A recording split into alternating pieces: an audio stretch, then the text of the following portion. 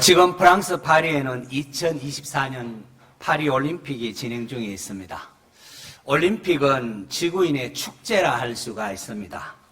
적어도 4년간 최선을 다하여 올림픽을 준비하고 경기에 임하는 선수들을 통하여 인류는 수많은 감동을 주고받습니다. 올림픽에서 메달을 따는 사람도 있고 그렇지 못한 사람도 있습니다.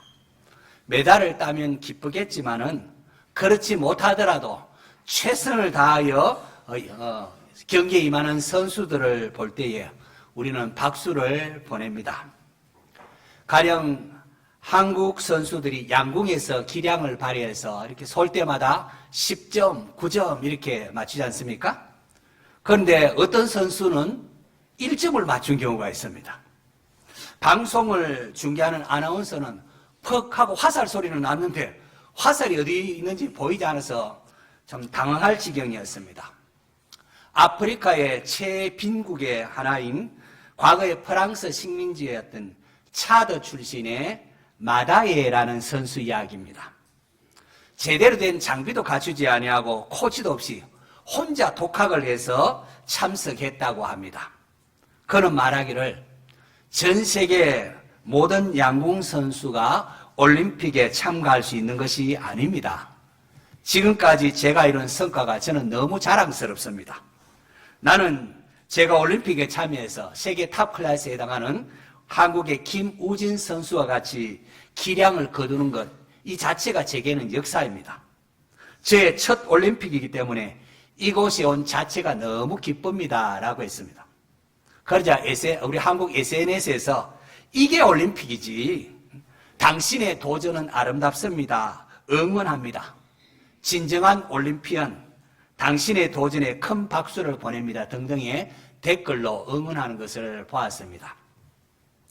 저는 우리의 신앙생활도 이런 면이 중요하다고 생각을 합니다. 성도는 하나님 나라를 세워나가도록 부름받은 군사요, 또 경기자요, 농부라 이렇게 할 수가 있습니다. 우리 각자가 열심히 노력한다고 하지만은 모두가 이 땅에서 성공했다 할 수는 없을 것입니다. 하지만 하나님께서 인정하시는 성공은 우리가 어떠한 삶을 살았느냐, 이게 중요한 거지. 꼭 세상 사람들 보기에 대단한 어떤 것이 있어야 하는 것은 아니라는 것이죠. 그러므로 부조리함 있는 이 세상으로 인하여 낙심하지 말고 항상 주의 일에 더욱 힘쓰는 자들이 되시기를 바랍니다. 그리고 눈앞에 보이는 결과와는 상관없이 내가 하나님 나라를 위하여 일한다, 그 자체로 인하여 기뻐할 수 있기를 바랍니다. 오늘 주일 예배에 참석한 성도님들 가운데에 어떤 분들은 편안한 생활을 하시는 분도 있고 또 어떤 분은 이런저런 삶의 문제로 힘들어하는 분도 있을 것입니다. 또 평안하다 하지만은 영적으로 잠들어 있는 분도 있을 것입니다. 우리가 살아가는 이 세상에서 돈 걱정하지 않고 또 몸에 아픔도 없이 건강하고 계획한 일들이 잘 풀리면은 얼마나 좋겠습니까? 하지만 인류의 죄로 물든 세상에는 도처에 죽음의 그늘 아래 신음이 있습니다. 하나님께서 만드신 자연 세상에 아름다움도 있지만은 인간의 죄로 말미암아 오염되고 훼손되었기 때문에 도처에 신음소리, 죽음의 그늘 아래에 있는 것이 있습니다. 전쟁이 서로 죽이는 것이구만 인류에는 수많은 전쟁이 벌어지고 있습니다. 경제적인 문제, 건강 문제, 자식 문제 수시로 우리에게 찾아옵니다. 또 젊어서 아무리 떵떵거리고 참 너무 예쁘다 이렇게 해도 세월의 흐름과 함께 거동도 힘들어지고 그 예쁜 얼굴도 또 쭈글쭈글해지고 또 이렇게 추해져가는 그런 노쇠 현상을 피할 수는 없습니다. 목사가 아무리 이러한 문제 놓고 기도해도 이러한 삶의 문제는 끊임없이 반복이 되고 나타납니다. 때로 우리 성도들의 삶의 무게가 참 목회자의 어깨를 짓눌려서 아주 병이 날 지경에 이런 적도 있습니다. 그러나 이제 목회하면서 이제는 확실히 압니다. 그리고 여러분에게 말하고 싶습니다. 우리 인생의 정답은 오직 예수 그리스도이십니다. 날 구원하신 주님으로 인하여 성도는 그 어떤 상황 속에서도 평안을 누릴 수가 있고 그 누릴 수 있어야 합니다. 자유할 수가 있습니다. 여러분, 세상은 우리를 속입니다. 저 돈이 있어야 너희가 행복할 것이다.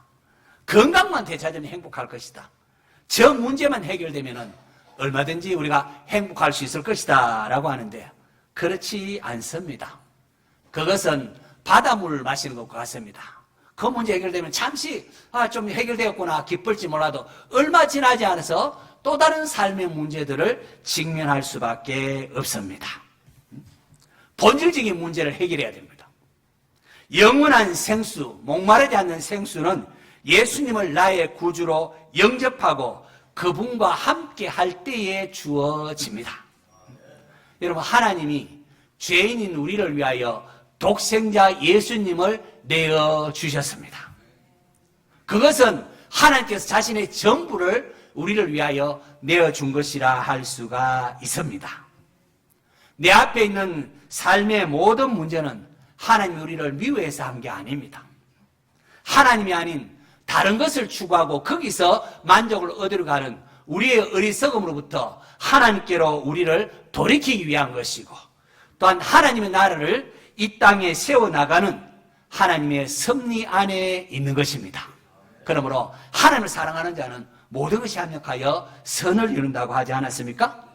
삶의 문제 그 자체에 초점을 맞추지 마시고 나의 전부가 되시는 하나님께 초점을 맞추는 성도가 되시기를 바랍니다.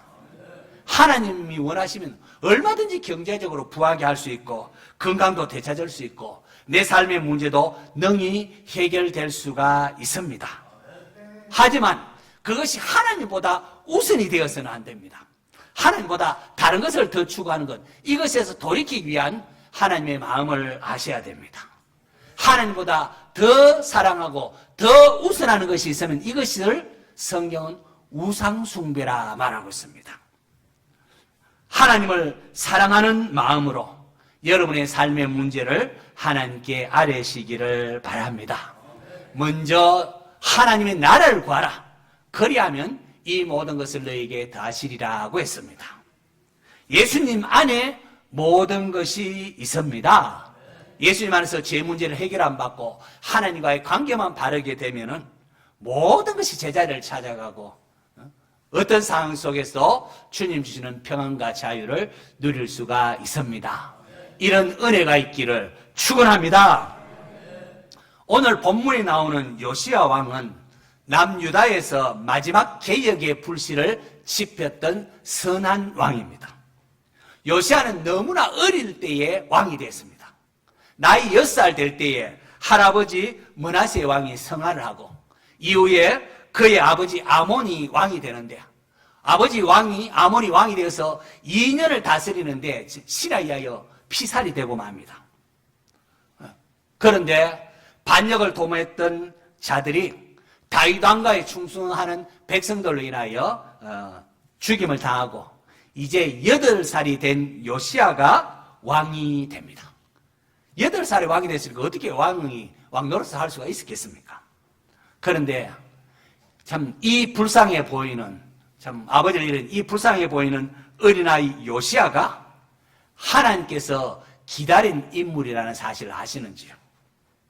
히스기야 죽은 이후에 남유다의 가장 악한 왕이라 할 수 있는 할아버지 므낫세, 또 그 므낫세의 정책을 이어받았던 아버지 아몬의 어두운 역사, 이것을 새롭게 개혁할 아이가 바로 이 불쌍해 보였던 요시야였습니다. 오래전에 북이스라엘의 여로보암 왕이 이제 예루살렘으로 내려가지 못하도록 단과 베델에다가 제단을 넣고 레위인이 아닌 사람을 제사장으로 세우고 그렇게 하지 않습니까? 바로 그때에 베델에 하나님의 사자가 와서 이렇게 책망하며 예언을 합니다. 열왕기상 13장 2절을 보시면은 스크린 보시면 되겠습니다. 하나님의 사람이 제단을 향하여 여호와의 말씀으로 외치이르되 제단아 제단아 여호와께서 이와 같이 말씀하시기를 다윗의 집에 요시야라 이름하는 아들을 낳으리니 그가 내 위에 분향하는 산당 제사장을 레위에서 제물로 바칠 것이요 또 사람의 뼈를 레위에서 사르리라 하셨느니라 하고, 하나님께서는 북이스라엘 여로보암이 예루살렘에서 하나님께서 제사 지내고 중앙성소였는데 이스라엘 백성 거기 못 가도록 베델에다가 제단을 쌓고 이렇게 레위인이 아닌 일반 사람을 제사장으로 세울 때에 사자를 보내셔서 언젠가는 그 다윗의 집에 요시아라는 사람이 아들이 태어날 것인데 그가 이 잘못된 산당 제사를 철폐하게 될 것이라는 이런 예언을 하게 했습니다. 때가 참에 하나님께서 어린 나이에 왕이 되었던 요시아에 하여 이런 개혁의 물결을 일으킵니다. 자, 이런 점에서 요시아는 하나님께서 기다린 인물이요 이스라엘 백성들에게 주신 마지막 선물과 같은 왕이라 할 수가 있습니다. 요시아가 이제 어린 나이에 왕이 되는데 18세, 16년 후에 그의 나이가 26살 되는 때입니다. 그때에 여호와의 전을 수리하던 대제사장 hil기야에 의하여 하나님의 말씀이 율법책이 발견됩니다. 서기관 사반이 왕 앞에 가서 그 율법책을 읽을 때에 요시아는 자신의 선조들과 백성들이 얼마나 하나님의 뜻을 거스리는 악을 행했는지를 깨닫습니다. 왕은 자기 옷을 찢으며 하나님 앞에 건배하며 하나님 우리가 잘못했습니다 하면서 애통해 합니다. 이 율법에 비추어 보니까 하나님의 저주가 이 나라에 임할 수밖에 없는 상황이었다는 겁니다. 그래서 옷을 찢으며 잘못했습니다 하면서 회개를 합니다. 성도 여러분, 하나님의 말씀은 들으면 좋고 안 들어도 좋은 그런 게 아닙니다. 신앙생활 한다고 하는 사람 가운데에 마치 하나님께 선심 쓰듯이 그렇게 신앙생활하는 분이 혹 있습니다. 자기가 기분이 좋을 때는 막 열심을 다해서 이렇게 하다가 자기 기분에 맞지 않으면은 하나님 말씀인 줄 알면서도 막 무시하고 그렇게 하는 불경의 죄를 범하는 경우가 있다는 겁니다. 하나님께서 이사야 선지자를 통해 이런 말씀을 하십니다. 물은 마음이 가난하고 심령에 통회하며 내 말을 듣고 뜨는 자, 하나님의 말씀을 듣고 뜨는 자, 그 사람은 내가 돌보려니와 라고 했습니다. 하나님의 말씀을 가볍게 여기지 말아야 합니다. 여호와께서 가라사대 하면은 우리는 귀를 기울이고 그 말씀을 중하게 받아야 합니다. 그럴 수 있기를 바랍니다. 요시야 왕은 이 율법책을 발견하고는 이 율법책에 대하여 하나님께 묻도록 제사장 hil기야를 비롯한 서기관과 고급 관료들을 여선지자인 훌다에게 보내어서 이 말씀의 의미가 무엇입니까? 묻습니다. 그리고 선지자 훌다를 통하여 하나님의 말씀을 들은 요시야 왕은 유다와 예루살렘의 장로들을 불러 모으고는 함께 예루살렘 성전으로 올라갑니다. 그리고는 여호와의 언약의 말씀을 읽고는 다시금 언약을 회복합니다. 다시금 언약을 갱신한데요. 열왕기하 23장 3절에 보시면은 왕이 단 위에 서서 여호와 앞에서 언약을 세우되 마음을 다하고 뜻을 다하여 여호와께 순종하고 그의 계명과 법도와 율례를 지켜 이 책에 기록된 이 언약의 말씀을 이루게 하라 하며 백성이 다 그 언약을 따르기로 하니라. 온 백성이 하나님 언약을 이제 다시금 따르겠습니다. 우리는 왕같은 제사장 나라가 되길 원합니다 하면서 다시금 언약을 서약을 하고 전국적으로 우상 숭배를 척결하기 시작합니다. 특히 예언된 대로 산당에 제사 지내던 제사장의 직무를 중지합니다. 산당을 피해버립니다. 요시아의 이러한 개혁은 남유다뿐 아니라 이미 아수르에 멸망을 당했던 북이스라엘의 베델에게까지 가서 개혁을 합니다. 베델은 북이스라엘의 여로보암에 의하여 세워진 제단이 있었는데 그 제단을 허물어버리고 철폐해버립니다. 요시야 왕이 이렇게 산당을 철폐했다는 것, 이건 여러분 놀라운 일입니다. 성경에 북이스라엘은 전부 여로보암의 길을 따라갔지만 남유다에는 혹한 선한 왕들이 나타나지 않습니까? 그러나 선한 왕이 나타났지만은 여러 가지 개혁을 했지만은 산당 철폐만 어떻게 제대로 할 수가 없었습니다. 가령 남유다의 선한 왕이었던 아사 왕이나 여호사밧 왕에 대하여 성경은 쭉 말하면서 그들이 여호와 보시기에 정직히 행하였다, 그러나 다만 산당은 없애지 아니하니라 라고 했습니다. 그만큼 어려웠다는 겁니다. 이 산당은 그 지방에 있는 유력한 호족들과 연계되어서 이렇게 진행된 것들이기 때문에 산당 제사를 철폐한다는 것은 웬만한 왕권으로서는 힘이 들었습니다. 그래서 웬만한 선왕도 하나님 앞에 선한 얘기지만 호족들과 세력과의 관계를 해야 산당을 제대로 철폐하지를 못했습니다. 개혁을 제대로 하지 못했다는 거죠. 그런데 요시야 왕은 산당까지 없애도록 했습니다. 하나님이 얼마나 기뻐하셨는지요. 열왕기 저자가 요시야를 어떻게 평가하고 있는지 열왕기하 23장 25절. 자, 스크린 보고 같이 한번 읽습니다. 시작.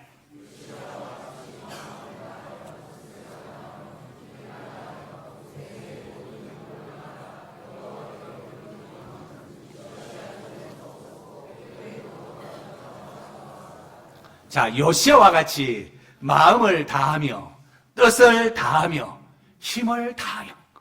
여러분 놀랍지 않습니까? 예수님께서 마음을 다하고 뜻을 다하고 힘을 다하여 주 내 하나님 사랑, 이게 첫째 되는 계명이라는데 요시야가 참 요시야와 같이 마음을 다하며 뜻을 다하며 힘을 다하여 모세의 율법을 따라 여호와께로 돌이킨 왕은 요시야 전에도 없었고 후에도 그와 같은 자가 없었더라. 자, 얼마나 아름다운 평가입니까? 그의 삶을 요시야가 그렇게 오래 살진 않았습니다. 뜻하지 않게 요시야도 완벽하지 못해서 나중에 전쟁에 나가서 전사하는데요. 그러나 이 요시야에 대한 평가는 요시야와 같이 마음을 다하고 뜻을 다하고 힘을 다하여 모세의 율법을 따라 여호와께로 돌이킨 왕은 요시야 전에도 없었고 후에도 그와 같은 자가 없었다라는 이러한 하나님의 평가가 주어집니다. 저는 이 말씀을 얼마나 부러웠던지. 우리와 자녀들이 요시야처럼 마음을 다하고 힘을 다하고 뜻을 다하여 하나님을 사랑하고 하나님 말씀에 순종할 수 있었으며 이런 기도 제목이 나왔습니다. 우리 성도들의 가정마다 우상 숭배가 척결되고 온 가족이 하나님께 돌아오는 이런 은혜가 있기를 축원합니다. 요시야 왕에 의해 진행된 이 개혁의 절정 클라이막스는 유월절 지킴이었습니다. 오늘 읽은 열왕기하 23장 22절에 보시면은 사사가 이스라엘 다스리던 시대부터 이스라엘 여러 왕의 시대와 유다 여러 왕의 시대 이렇게 유월절을 지킨 일이 없었더니라고 했습니다. 사사가 이스라엘 다스리던 시대, 그리고 이스라엘의 북이스라엘 여러 왕, 남유다의 여러 왕, 이런 여러 왕 시대가 있었지만은 요시야처럼 이렇게 유월절을 지킨 것이 없었다고 합니다. 요시야 왕 때에 유월절 지킨 것을 마지막 클라이막스로 그렇게 열왕기 기자가 강조하고 있습니다. 왜 열왕기 기자는 유월절 지킴을 개혁의 클라이막스로 절정으로 이렇게 강조해서 기록하는 것일까요? 유월절이 무엇이길래요? 유월절이 무엇입니까? 유월절은 이스라엘 백성들이 애굽의 노예생활, 종된 생활에서 그 무설주에 어린 양의 피를 바름으로 말미암아 하나님의 은혜로 해방된 날을 기념하는 절기입니다. 구약 이스라엘 백성들은 이 유월절 지킴이 바로 이스라엘이 애굽의 노예에서 해방된 날이고 이것이 신약에 성취되지 않습니까? 예수 그리스도의 성취가 됩니다. 신약 시대에는 바로 예수 그리스도로 말미암은 구원의 사건을 예표하는 것이 바로 구약의 유월절입니다. 그렇게 바울이 우리의 유월절 양 그리스도께서 희생되셨느니라, 예수 그리스도께서 십자가 피 흘려 죽어주심으로 죄와 사망의 노예가 됐던 우리가 자유를 얻고 해방되었다는 것을 말하고 있습니다.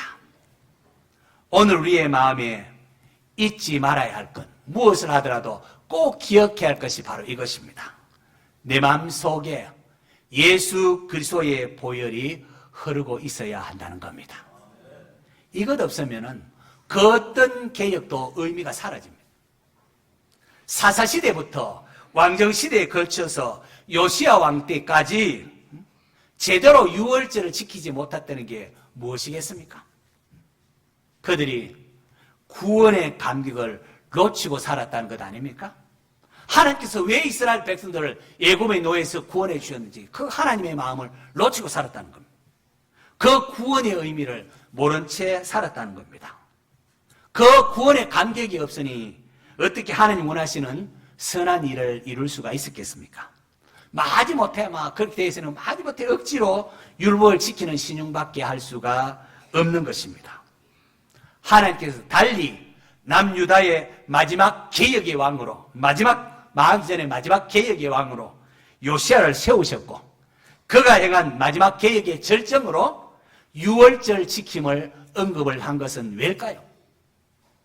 하나님의 백성이 유월절을 잊어버릴 때에 여호와 보시기에 악을 행할 수밖에 없었다는 것을 강조하는 겁니다.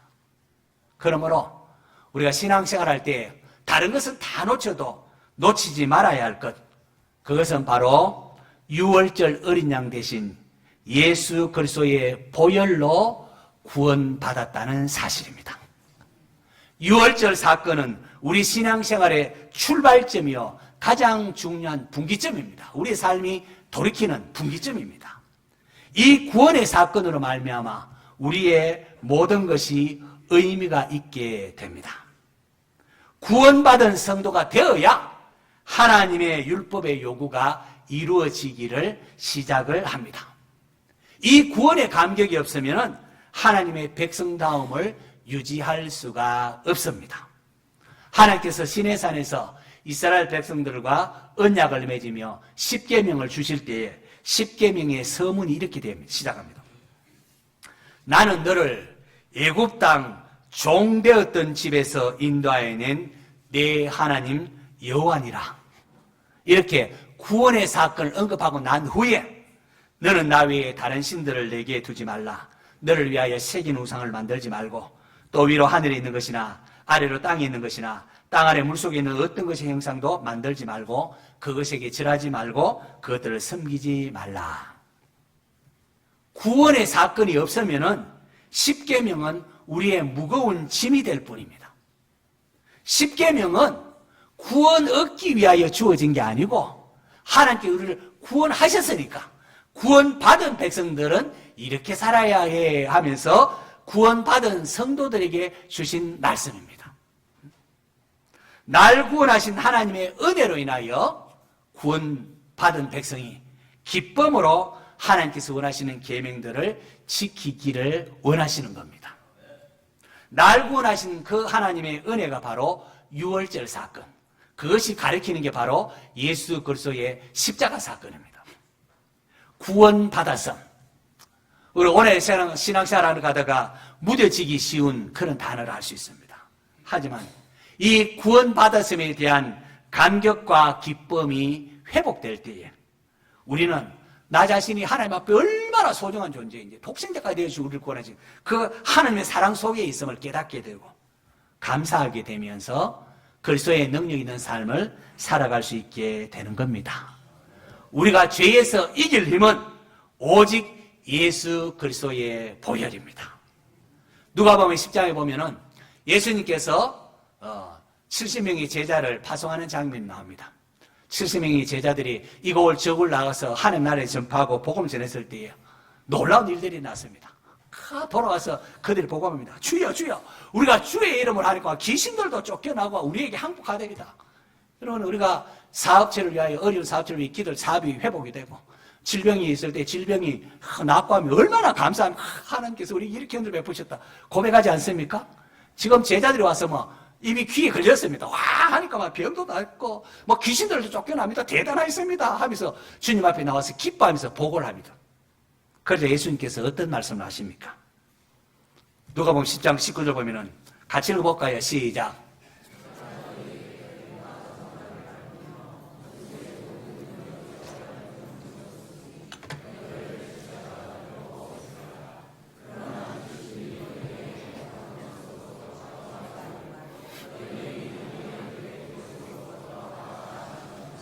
아멘. 예수님께서 제자는 내가 너에게 이 귀신을 쫓아내고 이렇게 취하는 그런 능력을 주었다. 그러므로 어느 누구도 주의 이름으로 나아가는 너희를 대적할 자가 없다. 그렇게 말씀하십니다. 그러면서 그러나 귀신들이 너희에게 항복하는 것으로 기뻐하지 말고, 여기에 지금 제자들이 기뻐가 지금 쩔쩔 모르고, 우리도 여기가, 온통 여기에 관심 있지 않습니까? 병이 낫고 귀신이 좀, 여기까지입니다. 그거 기뻐, 그것보다도 너희 이름이 하늘에 기록된 것을 인하여 기뻐하라. 기쁨 중에 기쁨은 우리가 구원받았다는 사실이라는 겁니다. 이런 기쁨이 여러분에게 있기를 축원합니다. 세상이 남만큼 돈이 없고 세상 보화가 없더라도, 내 몸이 비록 건강하지 못하더라도, 내가 예수님의 보혈로 구원받은 성도라면 그는 가장 행복하고 복된 사람이라는 겁니다. 오늘 우리는 무엇으로 기뻐합니까? 참 제자들의 모습이 우리 모습 아닙니까? 돈 많이 벌었다고, 사업이 잘 됐다고 기뻐하고 자랑하고, 그 참 감사할 일이죠. 사업이 잘 되는 것도 감사하고, 건강한 것도 감사하고, 자녀의 성장하면 얼마나 좋습니까? 그러나 그것보다도 우선되어야 되고 먼저 되어야 되는 것은 우리와 우리의 자녀들이 예수님을 믿고 천국 백성 된 것을 인하여 감사하고 기뻐할 수 있는 성도들 되시기를 축원합니다. 그게 진짜 기쁨입니다. 진짜 복입니다. 성도 여러분, 하나님께서 인정하시는 성공은 우리가 이 땅에서 얼마나 돈 많이 벌고 건강하고 얼마나 오래 사느냐, 이게 아니고요.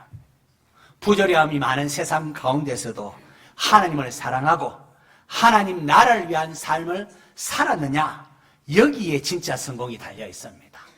누가 인정 안 해줘도 내가 하나님 나라를 위해 살 때 그게 하나님께서 가장 기뻐하시고 성공이라고 말합니다. 그리고 인생의 모든 문제의 답은 예수님 안에 있습니다. 여러분, 오늘 주일 예배 나갈 때 이거 꼭 갖고 가셔야 됩니다. 내 삶의 문제 거기에 초점 맞추지 마시고 날 사랑하시는 하나님을 신뢰하십시오. 독생자까지 내어주셨다면 이 삶의 문제들은 그 비할 바가 안 됩니다. 하나님께 초점을 맞추고 하나님 나라를 위해 기도할 때 하나님께서 우리가 세상을 이길 힘을 주시고 이 땅에서 하나님 나라를 위해 살아가는데 필요한 모든 것들을 공급해 주십니다. 예수님 안에서 평안을 누리고 자유할 수 있기를 바랍니다.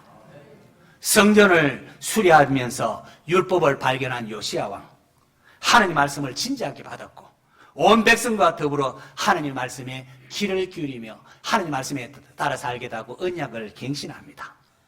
율법책, 성경책의 발견이야말로 요시야의 개혁의 새로운 이정표가 되었습니다. 여러분, 오늘 우리가 읽을 수 있고 우리나라 말로 이해할 수 있는 성경책이 우리 손에 있다는 게 이게 얼마나 큰 복입니까? 안타깝게도 신앙의 자유가 없는 공산국가라든지 또는 특별히 이슬람 국가에는 성경 한 권 구하는 것이 굉장히 위험을 각오해야 되고 좀 어려운 일 아닙니까? 이 하나님 말씀 귀한 줄 알고 늘 가까이 두고 매일 묵상하는 성도 되시기를 바랍니다. 마지막으로 요시야 왕의 개혁의 하이라이트, 절정은 유월절 지킴이었습니다. 우리의 삶의 가장 중요한 것은 유월절 어린 양 대신 예수 그리스도의 십자가로 말미암아 내가 구원받았다는 사실입니다. 그 사실로 인하여 기뻐하고 감사하시기 바랍니다. 우리가 지금 죽어도 천국 갈 수 있다는 이 놀라운 사실, 영원한 천국에 들어간다는 이 사실이, 여러분, 이 세상의 모든 것은 더럽힌 꽃과 같고 풀과 같고 꽃과 같지 않습니까? 세월이 흐르는 것이 다 떨어뜨리지만 하나님 말씀은 영원하다고 했습니다. 우리에게 주어진 이 구원으로 인하여 감격하시고 기뻐하시기를 바랍니다. 날 구원해 주신 주님의 은혜로 기뻐하고, 그래서 우리의 삶의 방향을 바로 잡으셔야 됩니다. 오늘 우리에게 주어진 하루하루 구원의 감격과 기쁨 속에 하나님 나에게 이렇게 생명 주셨는데 나의 삶을 하나님 영광을 위해 살겠습니다. 기도하면서 하나님 영광 돌리며 선한 일 많이 감당하는 복된 성도 되시기를 축원합니다.